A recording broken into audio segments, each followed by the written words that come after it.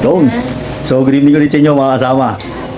Ito na naman, ano, gagawa na naman tayo ng vlog. At, syempre, itong vlog na to is i-dedicate ko sa aking misis. Bakit kanyo? Dahil ngayong araw na to ay special day para sa kanya dahil kaarawan niya. So, syempre, unang-una sa lahat, i-greet po na kita. Mami Sheila, happy birthday.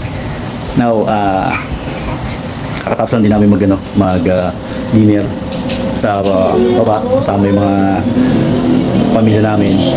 Okay?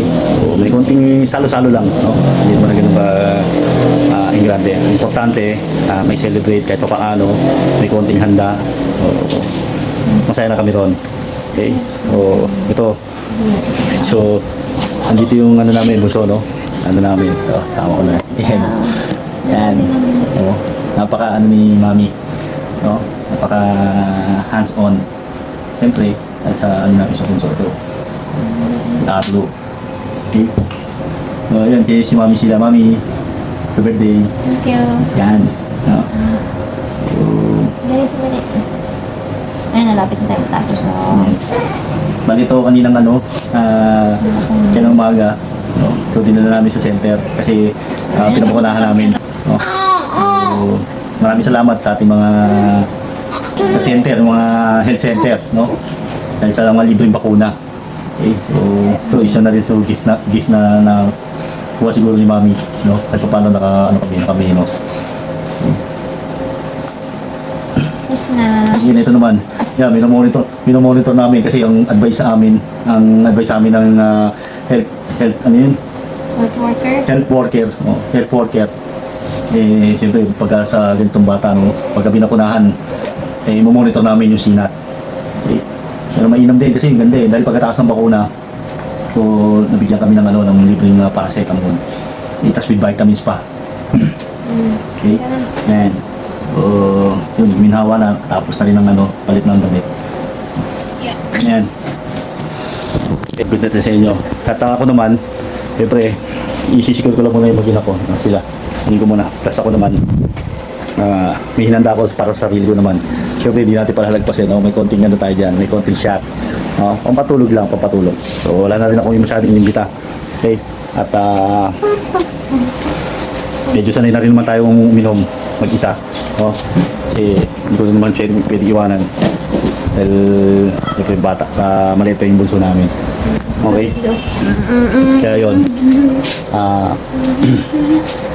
Hindi ko lang saan. Okay. Hindi na kami ron. Ito, ano na ako, prepared na ako. Nandun naman sila sa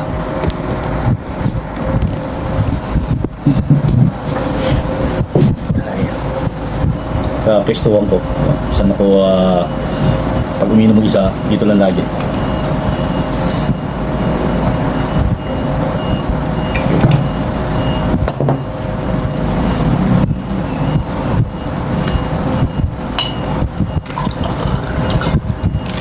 May message lang ako sa akin yung sis. Okay, Ma'am Sheila, alam mo yun, no? Magkano ka nakamahal. Hindi ko man laging bukod sa sinasabi ko sa'yo na I love you, pero syempre ginagawa ko pa rin, no? Yung mas gusto ko pa rin yung kilos na may gawa, no? Ito siguro sana na-appreciate mo. No? Yun lang, namiss ko lang sa'yo, no? Sana maging healthy, tapos huwag masyadong magpa-stress, no? Huwag masyadong stress kasi ano naman yan, no? Sabi mo lang kung na-stress ka sa akin. Sabi mo lang na-stress ka sa akin, pero sigurado hindi naman, no? Bagay, yun lang, no? Ang wish ko sa'yo is maging healthy. So, sorry, sa mga pag-ugali, wala naman akong dapat sa'yo baguhin kasi yan ka na siyempre hindi mga tao pwedeng maduhan, hindi ka naman mahirap pagsamahan, at masaya na rin ako dahil ikaw rin na kasama ko, yung partner sa buhay, no? Especially yan, yung pag-aalaga pala sa ating dalawang anak, no? Yung parenting mo, dalawa, Tapos ito pa yung magiging natin. Anyway, basta, hindi man tayo perfect couple, but, no? Sinusubukan natin nung naging maayos ang lahat. Natutuwa rin ako dahil kahit pa paano hindi ka nagsasabi sa akin na ito yung gusto mong buhay, na mas mas mataas pa. Okay. So, yung simple lang, yun ang doon ako natutuwa. Masaya, hindi ka na sa material na bagay. Okay. Basta ang gusto mo lang, nakikita ko lang sa'yo, nandito ako, kasama yung pamilya natin, kontento na. No? Hindi din ako hirap na tugunan. Okay, mga gusto mo, mga kailangan mo, at least paano na ipoprovide naman natin. Okay. Now, huwag kang maglala, no? Ako, bilang asawa mo, hindi ko lang ako lagi. Okay, so, magtutulungan tayo. Okay, tutulungan tayo, no? Sa lahat ng bagay. Kung ano may mga dumating sa pagsubok sa atin, o nandito lang lagi ako sa'yo. Ang dami. Okay, siyempre kahit ako, gusto ko rin mababa yung buhay natin.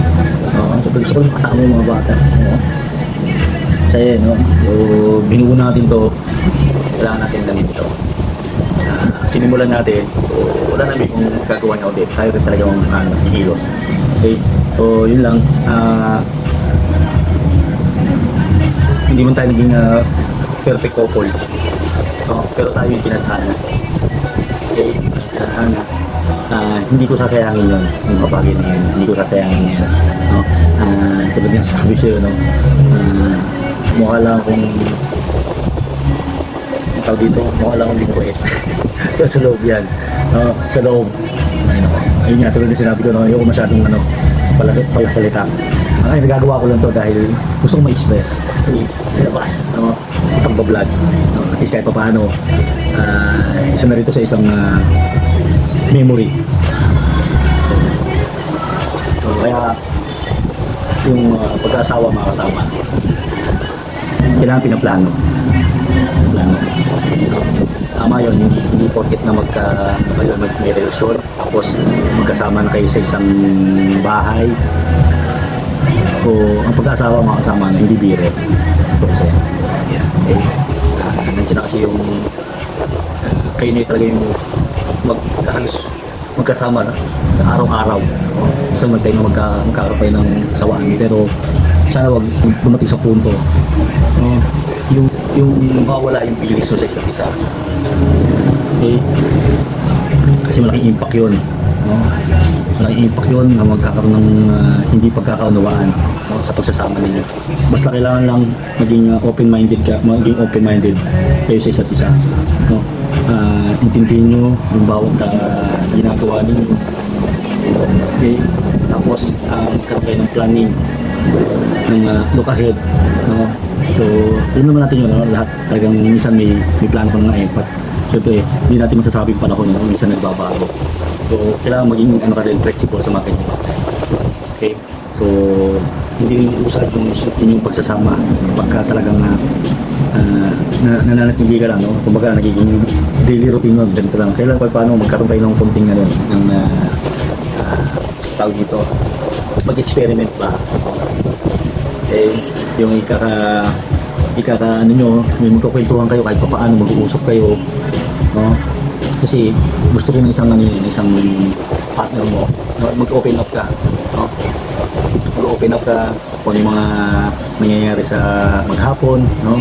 Sa opisina, no? Kasi nag-aabang din niya kahit paano, nag-update mo yun. So wala namang problema yun. Mayroon time na talaga na siguro yung iba. No, parang tinatamaan kasi wala namang ginagawang pagka lang lagi sa opisina, no?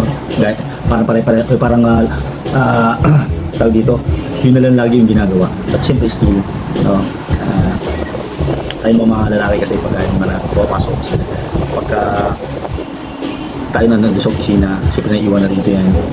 Wala masyadong kwentuhan kundi yung mga chikiting lang, no, sa text pa, no? Actually ako, nalilate reply din ako kahit pa. So, isa pa, no? Hanggat maaari, no? Yung asawa ninyo, no? At maaari, huwag na huwag ninyo sasaktan sa physical man o emosyon. No? Kasi hindi mo nakakatulong sa akin sa pagsasama ninyo. Pagkos, talagang pairalin ninyo, no? Paigtingin ninyo yung pagmamahalan, respeto, tiwala, yan. Huwag na huwag mawawala yan. Okay? Sigurado, pagka na-maintain nyo yung ganyang sitwasyon, yung ganyang case, ahaba, atakal kayo. Kung ano yung gusto nyong habang buhay na, nagagalin nyo yan. Sigurado yan. Okay? So, again, maraming salamat po sa inyo lahat sa panonood at patapos na rin ako. Okay? So, kita-kita ulit tayo sa susunod na vlog and good night po sa inyo lahat mga kasama.